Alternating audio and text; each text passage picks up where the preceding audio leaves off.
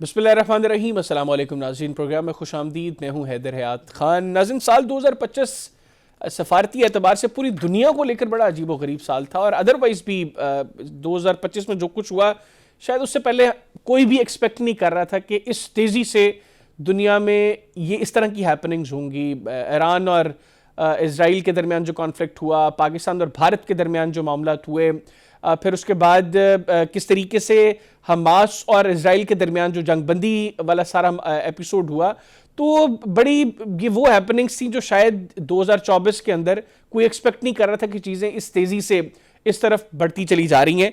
لیکن پاکستان کے لیے 2025 ہر اعتبار سے بڑا اچھا سال ثابت ہوا۔ عسکری محاذ پر بھی پاکستان کو ایک فیصلہ کن برتری حاصل ہوئی، بھارت کے خلاف عبرتناک شکست سے دوچار کیا پاکستان نے بھارت کو۔ مئی کے اندر جو مختصر جنگ ہوئی، اور اس کے بعد ہم نے دیکھا کہ چیزیں جیسے پاکستان کے لیے آل آف اے سڈن تبدیل ہوگی۔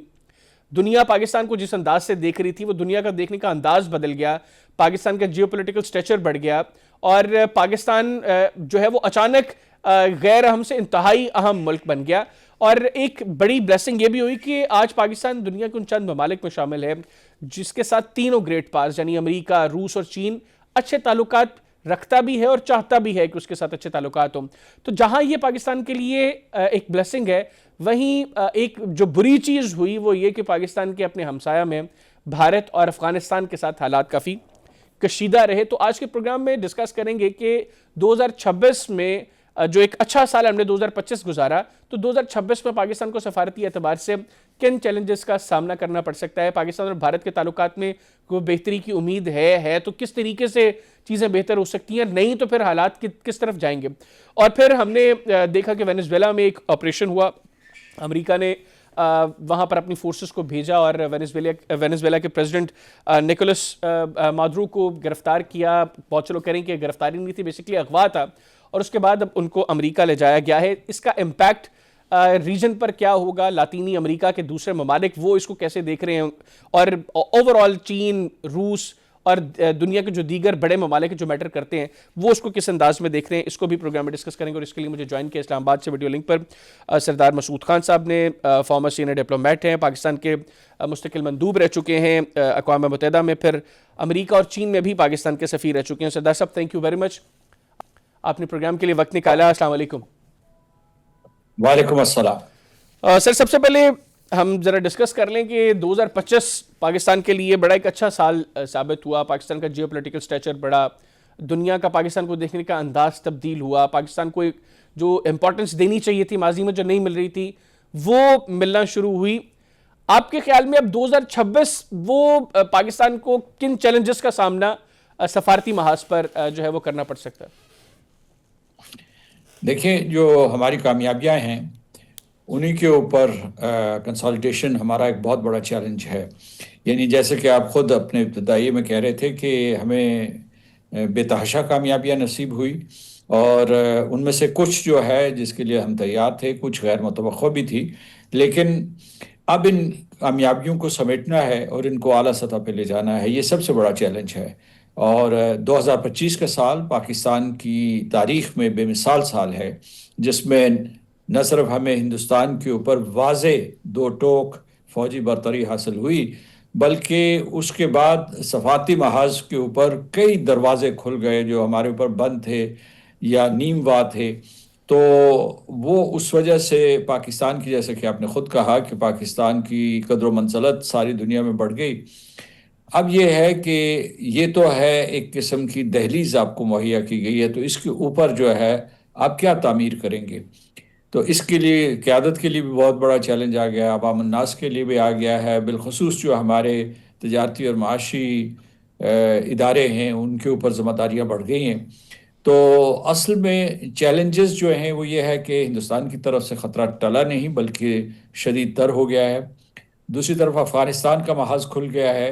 بڑی کوشش کی ہم نے، ہر ممکن کوشش کی کہ وہ کسی طریقے سے مان جائیں، کہ مطلب ہے جو ہماری براہ راست دو طرفہ سفارتکاری تھی یا اس کے علاوہ ہم نے جو ثالثی کروائی، اس کے بعد پھر جو ہے ہم نے عسکری جواب بھی ان کو دیا، اور ہم نے کہا کہ ہم اس قسم کی دہشت گردی برداشت کرنے کے لیے تیار نہیں ہیں۔ ساری دنیا کو علم ہے کہ افغانستان سے جو حملے ہو رہے ہیں ان کے پیچھے بھارت کا ہاتھ ہے، تو یہ وہ چیلنجز ہیں جو پاکستان کے لیے بہت ہی نقصان دہ ہیں۔ اس کی وجہ یہ ہے کہ جب سرمایہ کار کسی علاقے کا رخ کرتا ہے تو پہلے دیکھتا ہے کہ وہاں امن و سلامتی ہے یا نہیں ہے، دہشت گردی ہو رہی ہے یا نہیں۔ تو بالکل دہشت گردی کے دو پہلو ہوتے ہیں، ایک یہ کہ کیا سارے ملک میں ہو رہی ہے، یا ایک تاثر پھیلا ہوا ہے کہ وہ سارے ملک میں ہو رہی ہے۔ مثلا فرض کیجئے کہ اگر وہ صرف مغربی سرحدوں پہ ہو رہی ہے، یا چینیوں کو نشانہ بنایا گیا جان بوجھ کے کہ چین پاکستان اقتصادی راہداری کو سبوتاژ کرنے کے لیے، تو ایک تاثر پھیل جاتا ہے کہ شاید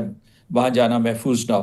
یہ ہندوستان کی یہ کوشش ہے سوچی سمجھی کہ افغانستان کی بارڈر جو ہے اس کو استعمال کیا جائے اور پاکستان کو ضرب کاری لگائی جائے معاشی اعتبار سے، یعنی سر عسکری اعتبار سے تو وہ مجرم ہے اس بات کے کہ انہوں نے ہمارے ہزاروں سویلینز اور فوجی اور اس کے علاوہ سیکیورٹی پرسنل مارے ہیں، لیکن اس کے ساتھ ساتھ وہ پاکستان کی ابھرتی ہوئی معاشی ساکھ کو بٹھانا چاہتے ہیں۔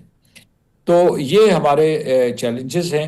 باقی جو ہے آپ کے لیے مواقع ہیں۔ آپ نے مختصر سے انٹروڈکشن میں کہہ دیا کہ کیسے چین کے ساتھ ہمارے مضبوط تعلقات ہیں، امریکہ کے ساتھ ہیں، اور اسی طریقے سے جو ہے خلیجی ریاستوں کے ساتھ ہمارے تعلقات اچھے ہوئے ہیں، جنوب مشرقی ایشیا سے ہمارے تعلقات ہمیشہ سے اچھے رہے ہیں، جاپان کے ساتھ بھی اچھے تعلقات ہیں۔ دنیا بھر میں جو ہے پاکستان کا سکہ ایک دفعہ پھر بحال ہوا ہے۔ تو ہمیں کوشش کرنی چاہیے کہ 2026 کو 2025 کی کامیابیوں کو سمیٹنے کا سال بنائیں۔ بالکل ٹھیک۔ اچھا سر، یہ جو آپ نے افغانستان اور بھارت کی بات کی، مجھے بتائیے گا کہ ابھی ہم نے یہ دیکھا ہے کہ جو ٹینشن کا ماحول پاکستان اور افغانستان کے درمیان گزشتہ چند ماہ میں رہا ہے، گریجولی لگ رہا ہے کہ شاید وہ اب ماحول اس قدر کشیدہ نہیں ہے۔ آپ کو لگتا ہے کہ اس میں دوست ممالک نے جو کردار ادا کیا اور پھر افغانستان کی جو موجودہ حکومت ہے انہوں نے بھی کچھ اقدامات لیے؟ براہ راست جو پاکستان کا مطالبہ تھا کہ ملا ہیبت اللہ جو ہے وہ ایک فتویٰ دے جس میں پاکستان پر حملے کو جو ہے وہ اس سے منع کیا جائے، وہ تو انہوں نے نہیں کیا، لیکن 1000 کے قریب علماء اکٹھے ہوئے اور انہوں نے جو ہے وہ یہ فتویٰ دیا ہے۔ یہ ایک پازیٹیو چیزیں ہیں اور مستقبل میں چیزیں بہتر ہو سکتی ہیں، یا جو افغانستان کا ٹلٹ اس وقت بھارت کی طرف ہے، یہ جو حالات کی کشیدگی میں کمی ہے یہ صرف مختصر وقت کے لیے، یہ کسی بھی وقت دوبارہ چیزیں ٹریگر کریں گی؟ جی دیکھیے، سرحدی کشیدگی تو جاری ہے، لیکن اس کے باوجود اس میں کمی آئی ہے، یہ درست ہے۔ ملا ہیبت اللہ پہلے بھی جو فتویٰ دے چکے ہیں، یہ نہیں کہ پہلی مرتبہ وہ فتویٰ دیں گے، وہ پہلے یہ فتویٰ دے چکے ہیں 2023 2024 میں۔ انہوں نے بڑا مضبوط فتویٰ دیا تھا، ان کا کہ پاکستان کے اوپر حملہ، افغانستان کے اوپر حملہ تصور کیا جائے گا، لیکن اس فتوے کو عملی جامہ نہیں پہنایا جا رہا تھا۔ یہ ہماری سب سے بڑی شکایت تھی۔ اور پھر یہ کہ خود جو ہے افغانستان میں کچھ دھڑے بندی ہو گئی تھی ان کی سیاسی قیادت میں، تو اس میں سے ایک دھڑا جو تھا وہ ہندوستان کے ساتھ جڑا ہوا تھا، تو اس کے لیے مسلسل کوشش کرنی پڑے گی۔ تو یہ بالکل صحیح آپ نے کہا کہ ہماری کوششیں جاری رہیں گی، اور افغانستان اور پاکستان برادر ملک ہیں، اس کے علاوہ ہمارے قریبی مراسم ہیں، ہماری رشتہ داریاں ہیں، ہماری معیشت ایک دوسرے کے ساتھ جڑی ہوئی ہے۔ افغانستان سے کتنی چیزیں یہاں آتی ہیں، یہاں سے افغانستان کی طرف جاتے ہیں، ٹرانزٹ کے ذریعے جو ہے دونوں ممالک کے تعلقات ہیں۔ تو یہ اس کے لیے ہمیں اپنی سفارتی کوششیں جاری رکھنی چاہیے تاکہ جو دہشت گردی کا سلسلہ یہ ختم ہو۔ اس میں تمام سیاسی انسٹرومنٹس استعمال کرنے چاہیے، تمام سیاسی ٹولز استعمال کرنے چاہیے، اور کر رہے ہیں ہم، اور انشاءاللہ مجھے لگتا ہے جیسے کہ آپ نے بھی امید کا اظہار کیا ہے کہ اس سرحد پہ شاید ہم کامیاب ہو جائیں۔ بالکل ٹھیک۔ اور سر، بھارت کے حوالے سے آپ کا کیا خیال ہے؟ جو ہم نے دیکھا کہ مئی میں پاکستان نے بھارت کو عبرتناک شکست دی، اس کے بعد جو ٹون بھارت کی ملٹری اور پولیٹیکل لیڈرشپ کی تھی، پھر میدان میں جس طریقے سے بھارت نے جو معاملات کی، ہم نے کرکٹ میں دیکھا اور دیگر محاذوں پر بھی کہ بڑے بے شرمی اور ہٹ درمی دکھائی بھارت نے۔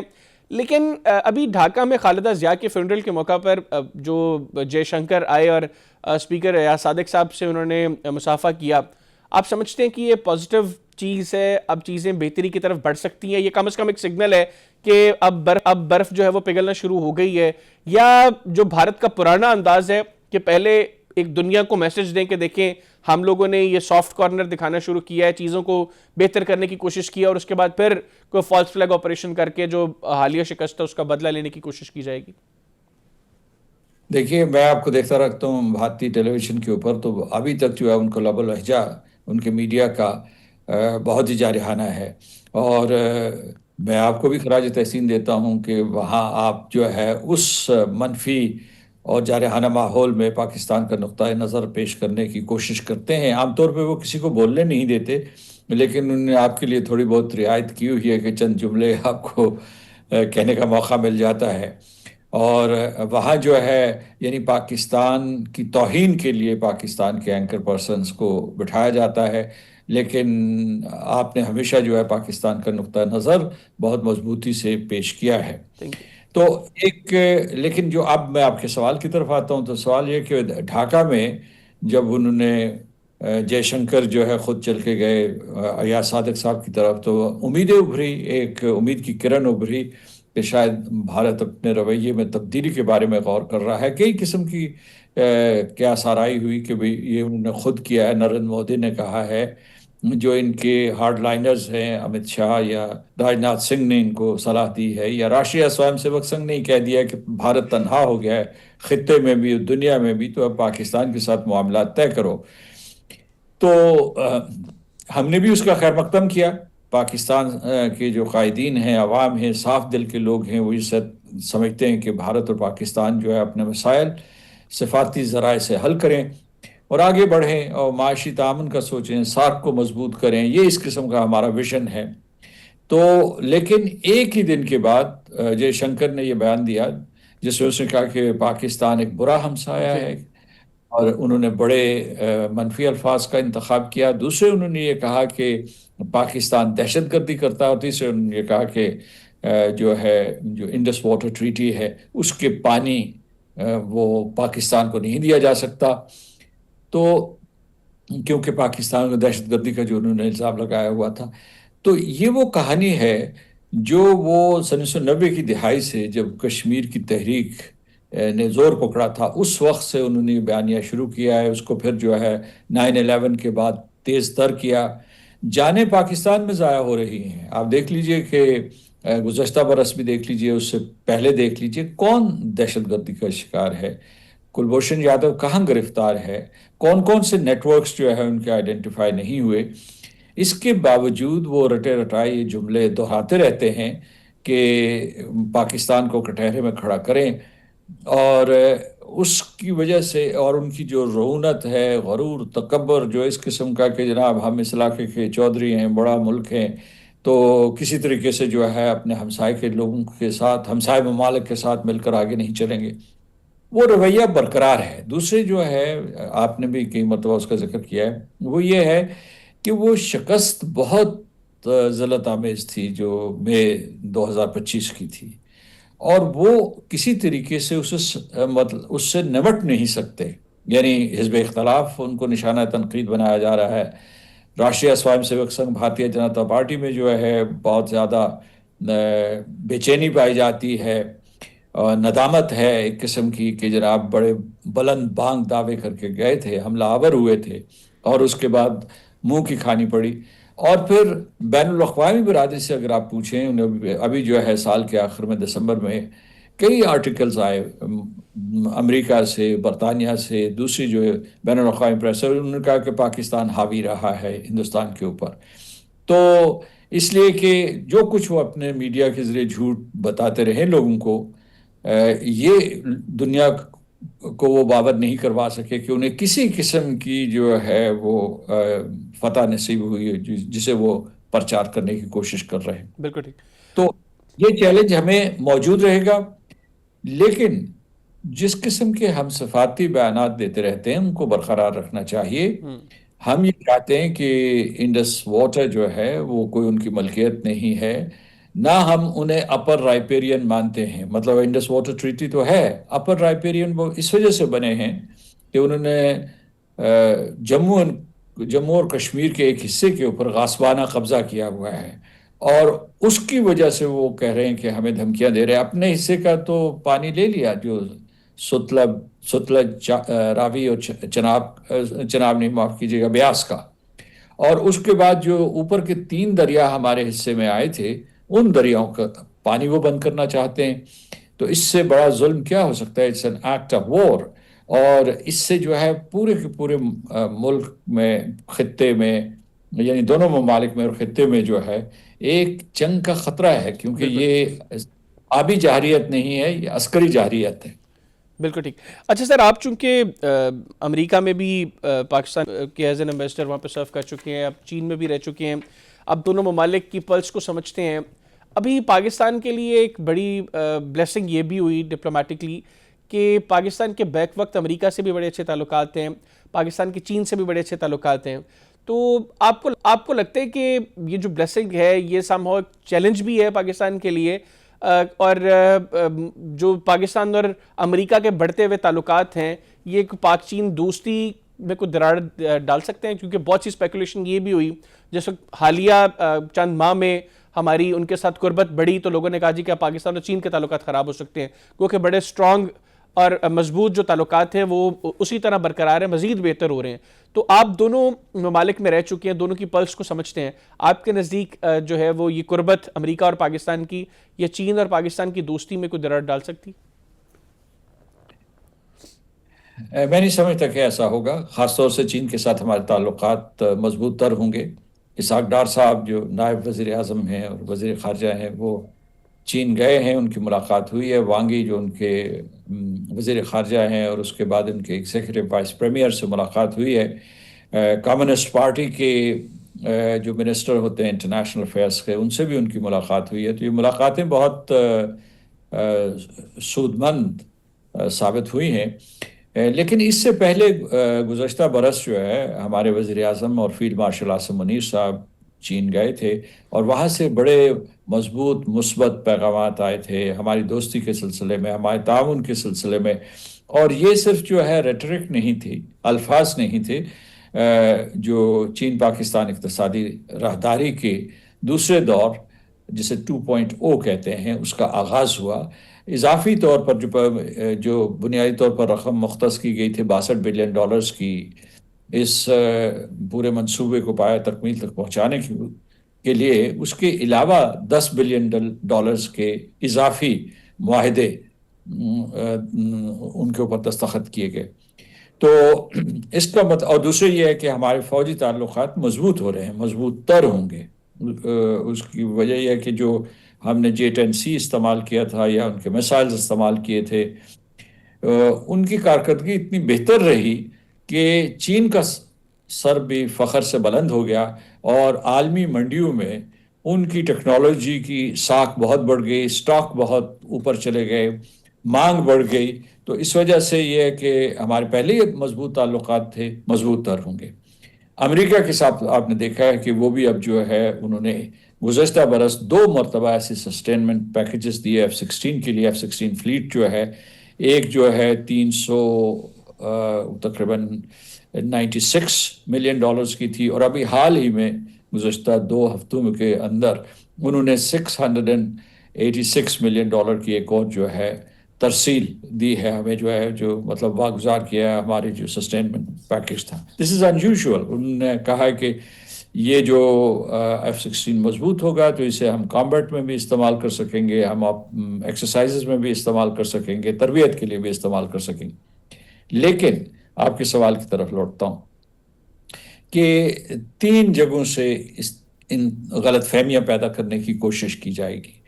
ایک جو ہے ہندوستان کوشش کرے گا، کیونکہ ہندوستان براہ راست بھی کوشش کرے گا، اور اس کی ایک بہت بڑی لابی موجود ہے واشنگٹن میں، وہ ان کے کان بھرنے کی کوشش کریں گے. میں امریکہ میں ابھی 2024 تک وہاں تھا، تو مسلسل ان کا یہی فریضہ ہوتا تھا کہ پاکستان کے خلاف امریکہ کے فیصلہ کرنے والے اداروں اور قائدین کو کے کان بھرے جائیں، ان کو بھڑکایا جائے اور پاکستان کے خلاف جعلی شہادتیں دی جائیں. تو ایک تو یہ ہے. دوسرا جو ہے پاکستان کے اندر ایک ایسا طبقہ موجود ہے جو ہمیشہ سے اس کوشش میں رہا ہے، چھوٹا سا طبقہ ہے، کہ امریکہ کے ساتھ ہمارے تعلقات مضبوط تر ہونے چاہیے. اور پھر امریکہ میں بھی خود جو ہے اس قسم کا ایک طبقہ موجود ہے، میں ان کو جانتا ہوں کہ وہ ہمیشہ اس بات کی وکالت کرتے رہے ہیں کہ ہندوستان کے ساتھ تعلق ہے، ہندوستان بڑا ملک ہے، ہندوستان کے ساتھ تعلقات ہونے چاہیے۔ ابھی جب صدر پوٹن دلی میں آئے تھے، آپ کو یاد ہوگا، تو اس دورے کے فوراً بعد جو under secretary of state for political affairs Allison ہوکر، وہ ادھر آئیں اس علاقے میں، مطلب دلی گئیں، اور انہوں نے کہا کہ ہم اپنی اسٹریٹجک ریلیشن شپ کو مضبوط تر کریں گے۔ مطلب انہوں نے اعادہ کیا کہ یہ ریلیشن شپ بہت اہم ہے۔ ہندوستان، تو میں یہ کہتا ہوں کہ بالکل ٹھیک سر، میرے پاس آخری 1 منٹ ہے، مختصراً سر یہ بتائیے گا، یہ جو وینزویلا میں جو کچھ ہوا ہے، اس کو آپ کیسے دیکھ رہے ہیں، اور اس کا امپیکٹ اسپیسیفکلی لاطینی امریکہ میں وہ کیا ہوگا؟ لاطینی امریکہ اور ساری دنیا میں خوف و ہراس پھیل گیا ہے، کیونکہ امریکہ نے پہلے بھی صدر نوریگا کو گرفتار کیا تھا اور ان کی ٹرائل کی تھی، یہ سن 1989 کی بات ہے۔ لیکن جو گزشتہ برس جو ہے اسرائیل نے حملے کیے تھے جب ایران کے اوپر، تو ان کے جو عسکری، سیاسی اور سائنسی قائدین کو ایلیمنیٹ کیا تھا۔ تو یہ ایک، لوگ یہ سوچ رہے ہیں کہ شاید یہ ایک قسم کا رواج بن جائے، قانون کی حکمرانی رہے نہ رہے، اقوام متحدہ کی ریلیونس رہے نہ رہے، کیونکہ امریکہ دنیا کا طاقتور ترین ملک ہے، لوگ اس کی تقلید کرنا چاہتے ہیں، لیکن اگر وہ خود ہی بین الاقوامی قانون کو پامال کرے یا اسے بالائے طاق رکھتے ہوئے اقدامات کرے، تو اس سے جو ہے غیر یقینی کیفیت پیدا ہو جاتی ہے۔ میرا خیال ہے کہ لوگ دنیا بھر کے جو قائدین ہیں وہ اپنے لیے محفوظ پناہ گاہیں تلاش کر رہے ہوں گے، خاص طور سے لاطینی امریکہ کے۔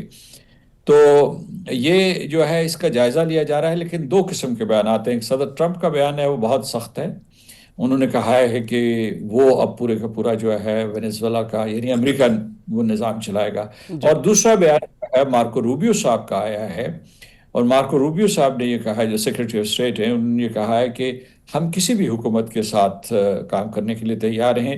اور آخری پہلو یہ ہے اس پورے کے پورے منظرنامے کا کہ امریکہ، صدر ٹرمپ نے اس کا ذکر بھی کیا ہے کہ وہاں کوئی جمہوریت کا ذکر نہیں کیا گیا۔ ان کے جو الفاظ تھے جب انہوں نے پریس کانفرنس کی، تو انہوں نے یہ نہیں کیا کہ کوئی جمہوریت کا، حقوق انسانی کا، یا جو غیر قانونی نقل مکانی وہاں سے ہو رہی ہے، یا ڈرگز کا ذکر نہیں کیا، انہوں نے تیل کا ذکر کیا ہے۔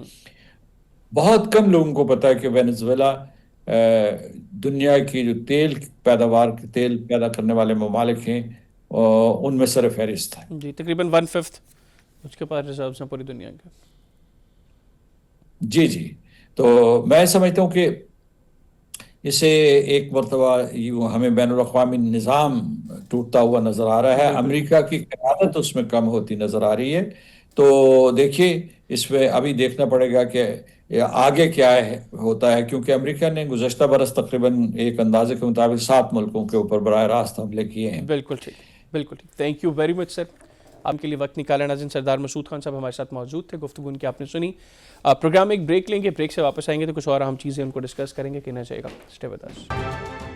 جی، بریک کے بعد پروگرام میں دوبارہ خوش آمدید۔ ناظرین، پاکستان اور بھارت کے تعلقات جو ہیں ان میں دن بدن بگاڑ آتا جا رہا ہے۔ مئی میں پاکستان سے عبرتناک شکست حاصل کرنے کے بعد ہم نے بھارت کی ملٹری اور پولیٹیکل لیڈرشپ کا جو رویہ دیکھا، اس کے بعد تعلقات میں بہتری کی امید کسی کو نہیں تھی۔ پھر ہم نے دیکھا کہ کھیل کے میدان میں بھی بھارت کا جو رویہ رہا، سپورٹسمن اسپرٹ کی دھجیاں بکھیر کے رکھیں بھارتی کھلاڑیوں نے۔ لیکن ریسنٹلی ایک بڑی میجر ڈیولپمنٹ ڈھاکہ میں اس وقت ہوئی جب اسپیکر ایاز صادق جو خالدہ ضیاء کے فیونرل پر ڈھاکہ میں موجود تھے، وہاں پر بھارتی وزیر خارجہ جے شنکر سے ان کی ملاقات ہوئی۔ جے شنکر خود ان کے پاس گئے، ان سے مصافحہ کیا۔ اس کے بعد لگا کہ شاید اب برف پگھلے گی، حالات بہتر ہوں گے، لیکن ویری نیکسٹ ڈے جے شنکر بھارت میں ایک یونیورسٹی میں اسٹوڈنٹ سے ایڈریس کرتے ہوئے پاکستان کو برا ہمسایہ کہتے ہیں، وہی پرانا جو ریٹرک ہے بھارت کا پاکستان کے خلاف ٹیررزم کا، اس کا دوبارہ پرچار، اور انٹر اسپاٹر ٹریٹی پہ جو بھارت جو اس کو ہیلڈ ان ابینس رکھا ہے، اس کو دوبارہ ڈیفینڈ کرتے دکھائی دیے۔ تو ابھی اس وقت جو 2026 کا چونکہ آغاز ہو گیا ہے، اور بہت سے لوگ یہ اسپیکولیٹ کر رہے ہیں کہ یہ جو جے شنکر کا مصافحہ تھا، یہ بنیادی طور پر دوبارہ بھارت کی طرف سے ایک ایسا پوسچر کرنے کی کوشش تھی کہ ہم پاکستان کے ساتھ اب حالات کو بہتر کرنا چاہتے ہیں، لیکن اب مستقبل میں ایک اور فالس فلیگ آپریشن ہوگا، اور پھر بھارت پاکستان سے شکست کا بدلہ لینے کی کوشش کرے گا. تو یہ جو سارا ایپیسوڈ تھا, کیا بنیادی طور پر اس کے پیچھے یہی چیز تھی؟ اس کو پروگرام کے سلسلے میں ڈسکس کریں گے. پھر بھارت نے ابھی ریسنٹلی اپنی آرمڈ فورسز کو پاکستان سے شکست کھانے کے بعد دوبارہ ان کو بوسٹ اپ کرنے کے لیے تقریباً $9 ارب جو ہے اس کی کلیئرنس دی ہے, جس میں اسلحہ خریدا جائے گا. اس کی وجہ کیا ہے؟ کیا واقعتاً دوبارہ اب محاذ کھلنے جا رہا ہے؟ پروگرام کے سلسلے میں اس کو ڈسکس کرنے کے لیے میرے ساتھ موجود ہیں بریگیڈیئر ریٹائرڈ راشد ولی جنجوعہ صاحب, ڈائریکٹر ہیں ریسرچ اینڈ انالیسس کے اسلام آباد پالیسی ریسرچ انسٹیٹیوٹ اسلام آباد کے. Sir thank you very much, آپ نے پروگرام کے لیے وقت نکالا. سر سب سے پہلے تو یہ جو جے شنکر اور ایاز صادق صاحب کے درمیان ملاقات ہوئی ڈھاکہ میں, اس کے بعد جو ویری نیکسٹ ڈے اسٹیٹمنٹ تھی جے شنکر کی, جس میں پاکستان کو انہوں نے برا ہمسایہ کہا, آپ کو لگتا ہے کہ یہ دوبارہ ایک اٹیمپٹ تھی کہ ہم جی تعلقات بہتر کرنے کی کوشش کر رہے ہیں اور پھر مستقبل میں کوئی فالس فلیگ آپریشن ہو اور اس منجن کو دوبارہ بھارت بیچ سکے؟ دیکھیے, یہ جو جے شنکر صاحب کا جیسچر تھا, we should not read too much into that, کیونکہ میرے خیال ہے وہ ہی was just playing to the gallery at an international forum, جہاں پہ وہ ایک ریزنیبل سفارتکار ہونے کا میرا خیال ہے ایک امیج دے رہے تھے. حقیقت تو یہ ہے کہ جے شنکر صاحب, امیت شاہ, راج ناتھ سنگھ اور مودی, یہ گینگ آف فور ہے. یہ actually they are just acting as Rashtriya Swayam Sevak Sangh کے جو ایکٹیوسٹ ہوتے ہیں یا کار سیوک ہوتے ہیں, اس سے اوپر ان کی سوچ نہیں ہے. اور کیونکہ انہوں نے ایک تصویراتی اور جو آئیڈیالوجیکلی ایک ڈیسیجن کر لی ہے, اور وہ یہ ہے کہ پاکستان کو یہ آئسولیٹ کریں گے, مائنورٹیز پہ یہ ظلم و ستم برقرار رکھیں گے, اور ہندوتوا کی جو امیجنڈ گلوری ہے اس کارڈ پہ کھیلیں گے, اور اس سے ڈومیسٹک فوائد بھی حاصل کریں گے, اور ایکسٹرنلی بھی اس سے یہ فارن پالیسی کو آرٹیکولیٹ کریں گے. اور وہ آرٹیکولیٹ کر رہے ہیں. آپ دیکھ رہے ہیں کہ جو پراکسی وارفیئر کا ایک پورا نیٹ ورک ہے جو انہوں نے متحرک رکھا ہوا ہے, اور بڑی ٹھٹائی کے ساتھ متحرک رکھا ہوا ہے, and they don't have any qualms about it. اور وہ اس پہ انٹرنیشنل جو کمیونٹی ہے اس کے سامنے بھی وہ شرمندہ نہیں ہوتے. سو اس لیے ہمیں یہ کسی بھی خام خیالی میں نہیں رہنا چاہیے. اچھی بات ہے کہ اس طرح کے جیسچرز ہوں, مگر these gestures should be further backed up by solid steps. اور وہ steps یہ ہیں کہ آپ confidence building measures کی طرف جائیں, جو بات چیت کا رکا ہوا سلسلہ ہے وہ شروع ہو, ایک دوسرے کے خلاف جو یہ ریٹرک ہے اس کو کم کیا جائے, مگر ایسا نہیں ہو رہا. اور حقیقت یہ ہے کہ مئی کے بعد بھارت ایک زخمی سانپ کی طرح بل کھا رہا ہے, اور اس کی جو تیاریاں ہیں جنگی اس میں کوئی کمی نہیں آئی. ان کی جو کیپیبلٹی ہے وہ ساری پاکستان پہ مرکوز ہے. انہوں نے کچھ ایسی چینجز کی ہیں, اسپینڈنگ کی تو آپ نے بات کی ہے, مگر اسپینڈنگ کی آرٹیکولیشن آن گراؤنڈ جیسے آرگنائزیشنلی ہو رہی ہے وہ ہمیں صاف نظر آ رہی ہے. وہ گراؤنڈ میں ایسے بریگیڈز تشکیل دے رہے ہیں جس کو وہ رودرا بریگیڈ کا کبھی نام دیتے ہیں, کبھی کچھ دوسرا نام دے دیتے ہیں. اس میں ان کی ایک کمپوزٹ فورس ہے جس میں ڈرون ایلیمنٹس ہیں, میزائل ایلیمنٹس ہیں, میکنائزڈ انفینٹری ہے, آرمر ہے. ان شارٹ وہ اس قابل ہے کہ کوئک بائٹس کر سکے ٹیریٹری کا, پاکستان جیسے ملک پہ حملہ کر کے اس کو امبیرس کرنے کے لیے. یاد رکھیے کہ پہلے ایک سٹینڈ آف تھا جو انہوں نے کوشش کی میزائلز اور ایئر فورس کے ذریعے, جس میں ان کو سبکی ہوئی, کیونکہ ہمارا جو multi domain net centric response تھا وہ ان کے پلیٹ فارم سینٹرک رسپانس سے سپیریئر تھا, اور وہ ان کو معلوم ہے. تو دوبارہ میرے خیال ہے وہ اس طرف مہم جوئی نہیں کریں گے, اور اس مرتبہ اگر وہ کریں گے تو وہ اس کو گراؤنڈز کے ذریعے یا نیوی کے ڈومین میں کچھ کرنے کی کوشش کریں گے, جس کے لیے ہمیں کیئرفل رہنا ہے. اب دیکھیے ہمارا ایک ایموٹیو یہاں پہ سمبولزم ہوتا ہے, انڈو پاک جو کانفلکٹ ڈائنامکس ہیں. اب ان کے ساتھ جہاز گرے, ان کی انسٹالیشنز کا نقصان ہوا, اور وہ for all times to come ان کے لیے ایک بہت بڑا اسٹگما ہے. یہی آپ امیجن کریں اگر لائن آف کنٹرول پہ یا انٹرنیشنل بارڈر پہ ان کی طرف سے کوئی مہم جوئی ہوئی اور اس کے نتیجے میں وہ کچھ ٹیریٹری قبضہ میں کرنے میں کامیاب ہو گئے. اگر وہ جھنڈا ترنگا جس جگہ لہرا دیں گے, چاہے وہ چھوٹی سی چوکی بھی ہوگی, تو اس کا کیا ایک سمبولک اور ایموٹیو ویلیو ہوگا دنیا کے سامنے بھی اور پاکستان. سو اس کے لیے ہمیں تیار رہنا ہے. We need to keep our powder dry. کوئی جوہری تبدیلی ان کے ایٹیچیوڈ میں ویزا ویز پاکستان نہیں آئی, یہ بدقسمتی کی بات ہے, مگر پاکستان کا بہترین دفاع اس کے ڈیٹرنس میں ہے, جو کنونشنل اور اسٹریٹجک دونوں ڈومین میں ہے. ہمیں تیار رہنا ہے, اور ہماری جو ڈیفنس پریپیئرڈنیس ہمارا سلامتی کی سب سے بڑی ضامن ہے. تو سر آپ سمجھتے ہیں کہ یہ جو جن چیزوں کی طرف آپ نے اشارہ دیا ہے یہ مستقبل میں قریب میں ہو سکتی ہیں؟ دیکھیے, ٹائم فریم دینا تو بڑا مشکل ہے, مگر بالکل ہو سکتی ہیں, مستقبل قریب میں بھی, مستقبل بعید میں بھی. جب بھی انہیں موقع ملے گا تو وہ کر گزریں گے. سو اس لیے ہمیں بہت کیئرفل ہونا ہے, کیونکہ انہوں نے جنگ تو جاری رکھی ہوئی ہے پراکسی وارفیئر کے ذریعے. ہندوستان, فتنۃ الہندوستان اور فتنۃ الخوارج کی جو مدد ہے انڈائریکٹلی, وہ بھی ایک جنگ کے زمرے میں آتی ہے.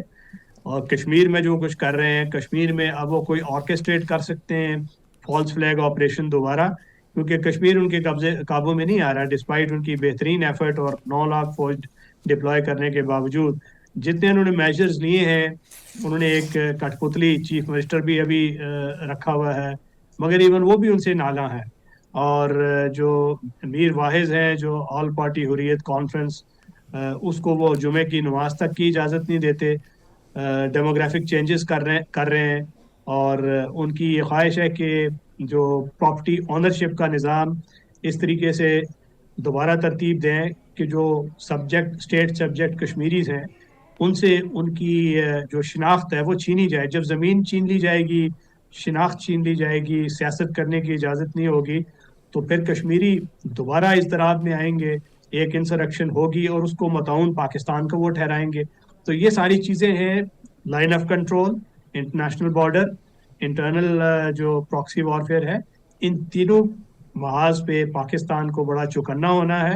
اور پاکستان کو اس وقت اپنا جو سفارتی الائنسز ہیں ان کو بہت مضبوط کرنا ہے, اور ایک بڑا کیئرفل نیویگیٹ کرنا ہے گلوبل پاورز کے درمیان ہمارے جو ریلیشنز ہیں. ابھی تک ہماری حکومت نے بڑے اچھے کارڈز کھیلے ہیں, اور یہی ہماری اسٹرینگتھ ہے جس کو ہمیں مزید تقویت دینا ہے فیوچر میں. اچھا سر, آپ نے جو بات کی کہ بھارت کی کوشش ہے کہ پاکستان کو آئسولیٹ کیا جائے, ہم یہ دیکھ رہے ہیں کہ گزشتہ 11 سال میں بھارت کے اندر جو ایک شیطانی اپروچ دلی میں برسر اقتدار ہے, اس کا جو رویہ اس ریجن میں دیگر ممالک کے ساتھ رہا, آج اس ریجن میں بھارت شاید وہ واحد ملک ہے جو سب سے زیادہ آئسولیٹڈ ہے. تو اس اپروچ کے بعد ان کو ریئیکشنز دکھائی نہیں دے رہے کہ نہ پاکستان کے ساتھ اچھے تعلقات, نہ چین کے ساتھ, نہ نیپال کے ساتھ, نہ بنگلہ دیش کے ساتھ, نہ سری لنکا کے ساتھ, اس خطے میں کوئی ملک آج نہ صرف اس کے بھارت سے اچھے تعلقات ہیں, وہ خواہش بھی نہیں رکھتا کہ اس کے بھارت کے ساتھ اچھے تعلقات ہوں؟ جی ہاں, وہ یہ ٹھیک ہے کہ ساؤتھ ایشیا میں کوئی ایسا ملک نہیں ہے جس کے ساتھ ان کے اچھے تعلقات ہوں, بلکہ اور حالات تو دگرگوں ہو رہے ہیں. بنگلہ دیش کے حالات ان کے ساتھ آپ کے سامنے ہیں, جی سری لنکا خوش نہیں ہے, نیپال خوش نہیں ہے. مگر یہ دیکھیے, وہ ایک ریشنل ایکٹر نہیں ہے, they are irrational actors, ideologically driven, اور آر ایس ایس ان کی ڈوریاں ہلا رہا ہے. سو وہ اس چیز سے فائدہ اٹھاتے ہیں. بگ بزنس کے ساتھ ان کا اتحاد ہے, مائنورٹیز کو انہوں نے سبجوگیٹ کیا ہوا ہے, کمیونلزم کو وہ فروغ دیتے ہیں, اور کمیونلزم سے وہ فوائد اٹھاتے ہیں. جی جب تک یہ آئیڈیالوجی اور یہ تھنکنگ وہاں رہے گی, اس وقت تک یہی ان کا ایٹیچیوڈ رہے گا جو ان کے نقصان میں, اور ان کو دنیا پوری یہ چیز باور کروا رہی ہے, مگر اس کا احساس نہیں ہے کہ وہ دنیا میں بھی اس قسم کی حرکتیں, اپنی جو گھمنڈ ہے اور ہیوبرس ہے, اس میں آ کے کبھی وہ اسیسینیشنز کی طرف چلے جاتے ہیں فارن سوائل پہ, کبھی وہ اسپائن کے لیے چلے جاتے ہیں اسرائیل کی, کبھی وہ اسرائیل کے خلاف اسرائیل کی معاونت کرتے ہیں ایران کے خلاف. تو وہ اس وقت ایک ارریشنل ایکٹر کی طرح بیہیو کر رہے ہیں, آئیڈیالوجیکلی ڈریون, اور وہ یہ سمجھتے ہیں کہ they are too big to be concerned. یہ جو کرٹیسزم ہے دنیا کا, مگر یہ ان کی خام خیالی ہے, اور ان کو ان کے نتائج کچھ تو وہ ابھی بھگتنا شروع ہو گئے. انہوں نے جو اسٹریٹجک اور اوور ریچ کی ہے ویز انٹرنیشنل ریلیشنز, اس کو ٹریڈ اینڈ ٹیرف کی مد میں نقصان تو ہو ہی رہا ہے، خطے میں بھی جو سیکیورٹی پہ ان کے جو ایک کنٹینول اسٹینڈ آف جیسی سچویشن ہے، وہ بھی ان کی اپنی ایک جو ریجنل قوت ہے اس کی بحیثیت اس کے اسٹیٹس کے وہ ان کو سوٹ نہیں کرتی. اور اگر وہ خطے میں اپنا انفلوئنس پروجیکٹ نہیں کر سکتے، انٹیگریٹ نہیں کر سکتے، کنیکٹیوٹی ٹریڈ اس کا فائدہ نہیں اٹھا سکتے، تو وہ دنیا کے اسٹیج پہ بھی میرا خیال ہے کہ وہ ایک قسم کا پرایا اسٹیٹ ہونے کی ٹریجیکٹری پہ گامزن ہے. بالکل ٹھیک سر، میرے پاس آخری ایک منٹ ہے، مجھے کنڈلی سر مختصراً یہ بتائیے گا کہ افغانستان کے محاذ پر آپ کو لگتا ہے کہ آنے والے دنوں میں پاکستان کے ساتھ تعلقات میں کوئی بہتری کی امید ہے پاکستان اور افغانستان کے درمیان؟ دیکھیے، بہتری کی امید اس صورت میں ہے کہ اگر جو طالبان حکومت ہے وہ اپنے رویے میں کوئی جوہری تبدیلی پیدا کرے، جو مجھے اس وقت نظر نہیں آ رہی. ہم نے ان پہ تجارتی پابندیاں لگائی ہوئی ہیں، وہ لینڈ لاک ملک ہے، زیادہ ہرٹ ہو رہا ہے، مگر پاکستان کا جو ریزالو ہے یہ بڑا اسٹرانگ ہے. یہ پابندیاں ہٹیں گی نہیں جائے گا تب تک وہ اپنا رسپانس ٹھیک نہیں کرتے، نان اسٹیٹ ایکٹرز کو رین ان نہیں کرتے. مگر میرا نہیں خیال کہ یہ جو حکومت ہے طالبان کی وہ اس قابل ہے کہ وہ ان نان اسٹیٹ ایکٹرز کو نکیل ڈال سکے. اور کیونکہ ان کا جو مطمع نظر ہے یا ان کی جو کیپیبلٹی ہے وہ بڑی محدود ہے، سوچ کی بھی اور ایکشن جو ہے اس سوچ پہ جو بیس ہوتا ہے اس پہ. تو وہ مجھے لگتا ہے کہ یہ اسٹینڈ آف رہے گا، ہمیں یہ مینیج کرنا پڑے گا. We have to take care of our internal issues اور بارڈر کنٹرولز، اور ان کو ان کے حال پہ چھوڑ دیں اور وہ خود they'll fall on their own sword. بالکل ٹھیک، thank you very much sir, time کے لیے وقت نکالا. ناظرین، بریگیڈیئر ریٹائرڈ راشد ولی جنجوعہ صاحب ہمارے ساتھ موجود تھے، گفتگو ان کی آپ نے سنی. پروگرام میں ایک بریک لیں گے، بریک سے واپس آئیں گے تو بات کریں گے وینزویلا کی، جہاں پر امریکی آپریشن کے بعد اب پورے لاطینی امریکہ میں جو دیگر ممالک ہیں وہاں پر بھی غیر معمولی صورتحال ہے.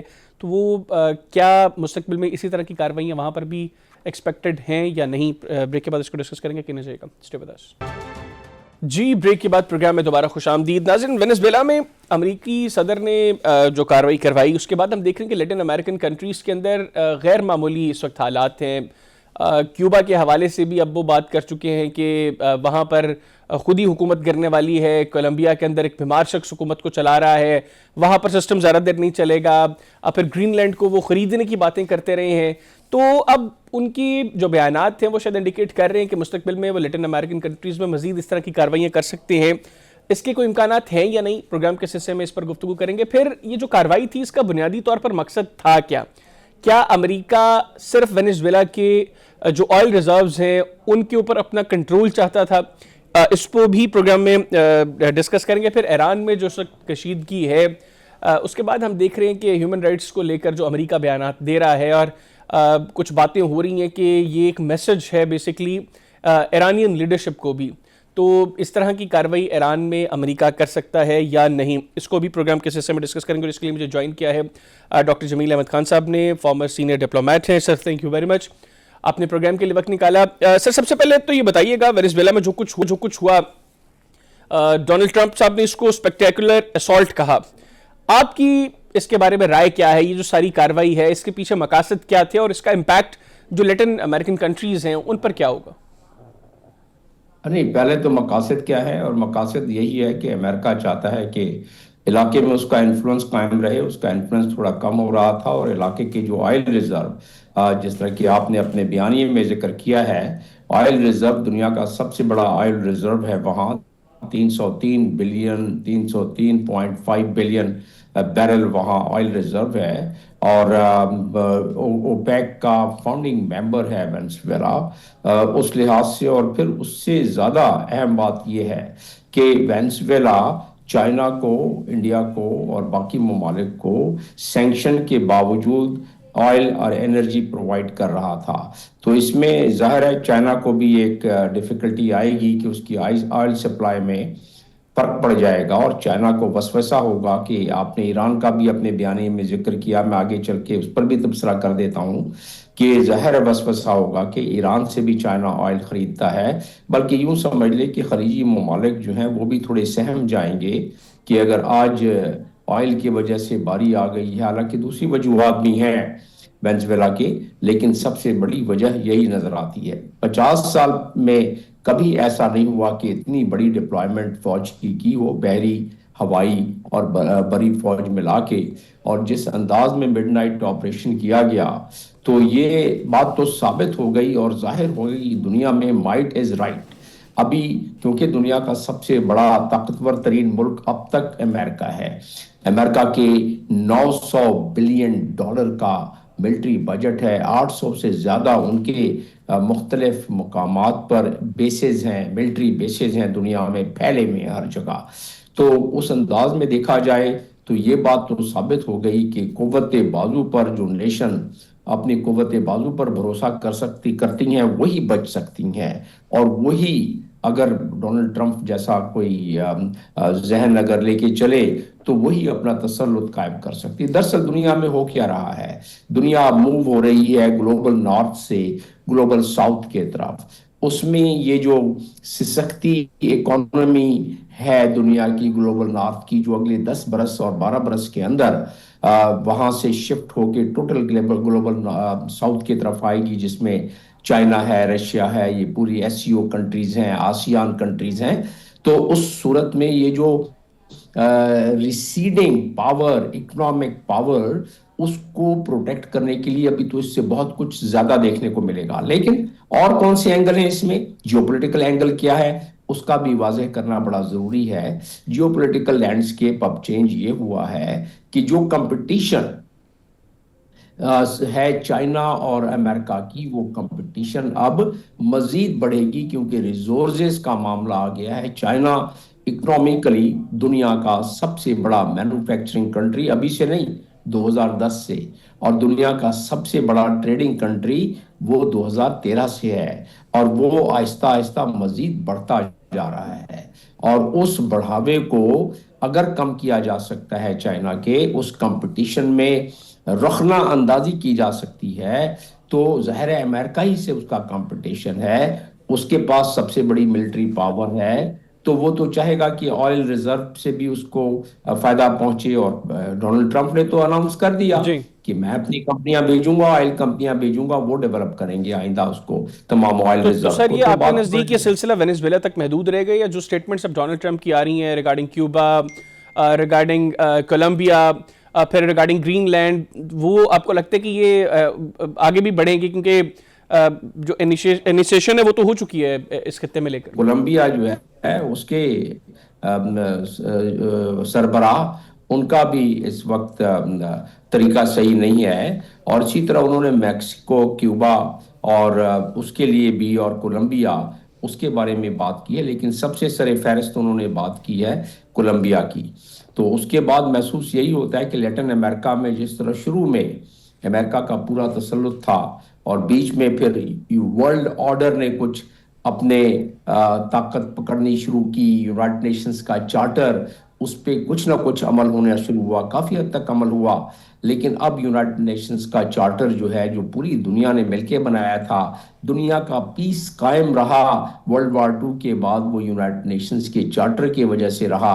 اب اس چارٹر کی جو رہی صحیح سسکتی زندگی تھی، اس کو بھی معلوم ہوتا ہے کہ ختم کر دیا جائے گا. ہوا کیا وینزویلا میں کہ انٹرنیشنل لا، یونائٹڈ نیشنز کا چارٹر جو سب سے مضبوط سمجھا جاتا ہے دنیا کی اس کو پیس کو، دنیا کے امن امان کو برقرار رکھنے کے لیے، اس کے آرٹیکل 2 کی سب جز 4 کی خلاف ورزی کی، اس کے آرٹیکل 7 کی خلاف ورزی کی امریکہ نے، اور جا کے وہ، لیکن امریکہ کے پاس جواز ہے. وہ کہتے ہیں کہ لیگلی ہم نے تو اب وہ کیا ہی نہیں ہے، ہم نے کسی ملک پر تھوڑی قبضہ کیا ہے کہ آرٹیکل 2 سب جو اس کا جو ہے وہ 4 لگے ہم پر. ہم نے تو ایک جسٹس ڈپارٹ کا ایک ہم نے آپریشن کیا ہے اور اریسٹ کیا ہے اس آدمی کو جس کے اوپر کہ ہیڈ منی تھی، اور کیونکہ وہ منی لانڈرنگ اور ڈرگ میں انوالو تھا، اس لیے ہم نے یہ کام کیا ہے. بالکل ٹھیک.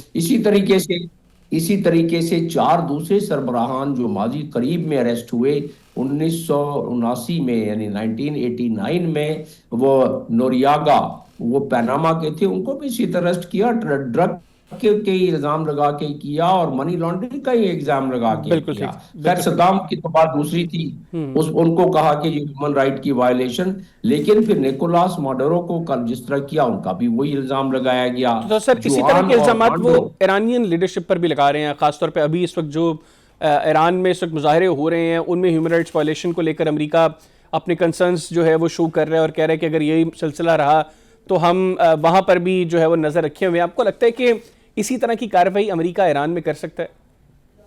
یہ تو بڑی دیرینہ خواہش ہے اسرائیل کی، اور اسرائیل از امریکہ، امریکہ از اسرائیل. تو اب اس میں اس خطے کے دوسرے ممالک پر بھی ظاہر ہے اس کا اثر پڑے گا بشمول پاکستان. تو لہٰذا اس سے بالکل اس کی پاسبلٹی بڑھتی جا رہی ہے، کیونکہ وہ اس میں کوئی لگی لپٹی تو رکھی نہیں ڈونلڈ ٹرمپ نے. انہوں نے کہہ دیا کہ ایران میں جس طرح جلوس جلسوں پر سختی کی جا رہی ہے، گولی چلائی گئی، تو ہم اس کو اس پہ انٹروین کریں گے. اس کا مطلب تو یہی ہوا، انٹروین کس طرح کریں گے؟ پہلے ہی دنیا میں سب سے زیادہ بحری بیڑے اور فوجیں اگر ہیں تو اسی خطے میں ہیں، اسی چینل میں ہے. اسٹیٹ آف ہارمز کے اس پار 3 4 وہاں ملٹری بیسز ہیں، اتنے سارے ایسٹ ہیں، ملٹری بحری بیڑے ہیں. لیکن ایران اس سے وینزویلا سے بہت زیادہ طاقتور ملک ہے. وینزویلا کا ٹوٹل بجٹ اپنے ملٹری کا، حالانکہ اتنی بڑی آئل پروڈیوسنگ کنٹری، اس نے کرپشن کی وجہ سے، باقی گورننس کی وجہ سے اپنی ملٹری کو مضبوط نہیں کیا. اہل وطن پاکستانی اس معاملے میں خوش قسمت ہیں کہ ہمارے ہاں ہماری عسکری قوت اتنی زیادہ ہے کہ ہم اپنے آپ پر بھروسہ کر سکتے ہیں، اور ہم پر میلی آنکھ اٹھانے سے پہلے دنیا کا کوئی بھی ملک کو 10 دفعہ سوچے گا. تو لہٰذا ایران کی بات کر رہے ہیں آپ، میں ایران پہ آ جاتا ہوں. وینزویلا کا ٹوٹل بجٹ 4.9 بلین ہے، جبکہ امریکہ کا 900 بلین ہے. تو آپ اندازہ لگا لیں کہ ملٹری مائٹ کتنی ہے. ایران کا جہاں تک تعلق ہے، ایران نے کہہ دیا ہے، اور بالکل واضح الفاظ میں، جب ان کو دھمکی ملی 3 روز قبل ڈونلڈ ٹرمپ کی، تو واضح الفاظ میں کہہ دیا کہ ہم پھر کوئی بھی بیسز امریکہ کے اس خطے میں نہیں بچیں گے. اور ایران کے پاس کیپیبلٹی ہے، ان کے پاس میسائلز ہیں، ان کے پاس باقی کیپیبلٹی، ان کے پاس ایکسیس آف ریزسٹنس ختم مکمل نہیں ہوا ہے، مدھم ہوا ہے لیکن ختم نہیں ہوا ہے. تو ایکسیس آف ریزسٹنس جو کہ اس پورے بیلٹ میں موجود ہے بشمول UAE، وہ سلیپنگ سیلز ہیں، کویت میں ہے. آپ اگر صرف اہل تشیع کی پاپولیشن دیکھ لیں تو صرف دبئی میں تقریباً 20 سے 25% قریب ہے. میں وہاں سفیر رہا ہوں، میرے پاس اعداد و شمار ہیں. اسی طرح کویت میں، اسی طرح بحرین میں، اسی طرح ایون سعودی عرب کے دمام میں. تو یہ خطہ تھوڑا مختلف ہے. اگر ایسا یہاں کوئی کھلواڑ کرنے کی کوشش کی گئی، جس کے کی خواہش نظر آتی ہے اسرائیل کی، اور اسرائیل کی سپورٹ پوری امریکہ کو رہتی ہے، اور اب تو امریکہ کی دھمکی بھی شامل ہو گئی ہے. متعدد بار رجیم چینج کرنے کی کوشش کی گئی ایران میں، پینیٹریٹ کیا گیا ایران میں، مساد آپریشن ہوا ایران میں، CIA آپریشن ہوا ایران میں. لیکن ایران ایک ہوموجینیس سوسائٹی ہے، اس نے اس چیز کو ڈیفلیکٹ کر دیا. بالکل تو ٹھیک. لہٰذا آپ سوال کا کنکلوڈنگ جواب یہ کہ یس پاسبل ہے، لیکن اس میں پورا خطے میں پہنچانا جائے گا. جی بالکل ٹھیک. تھینک یو ویری مچ سر. آپ نے پروگرام کے اعلیٰ ناظرین ڈاکٹر جمیل احمد خان صاحب فارمر ڈپلومیٹ ہمارے ساتھ موجود تھے. گفتگو کی آپ نے سنی. آج کے پروگرام سے اتنی. آپ سے ملاقات ہوگی انشاءاللہ اگلے ہفتے. تب تک کے لیے حیدر حیات خان اور انسائٹ کی ٹیم کو اجازت دیجیے. اللہ حافظ. پاکستان ہمیشہ زندہ باد.